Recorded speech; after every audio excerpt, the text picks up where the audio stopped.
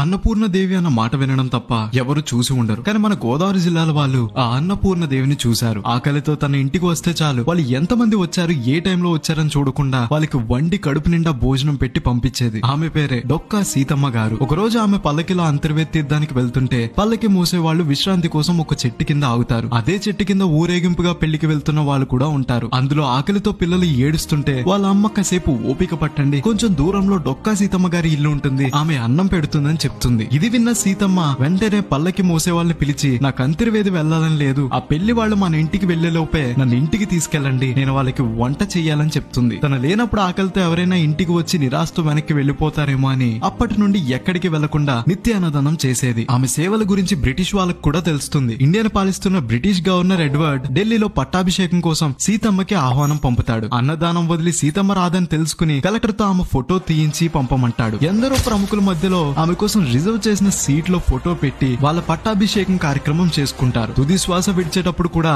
అన్నదానాన్ని కొనసాగిస్తూ ఉండమని వాళ్ళ పిల్లల దగ్గర మాట తీసుకుని ప్రాణం వదిలారు. మండపేటలో జన్మించిన డొక్కా సీతమ్మ గారు తన మెటిల్లు లంకల గన్నవరంలో ఈ నిత్య అన్నదానం చేసేవారు. ఇలాంటి గొప్ప వ్యక్తులు మన గోదావరి జిల్లాలకు చెందిన వాళ్ళని తెలిసినప్పుడు చాలా గర్వంగా ఉంటుంది. ఇలాంటి మరిన్ని వీడియోస్ కోసం గోదావరి స్టేషన్ ని ఫాలో అవ్వాలి మరి.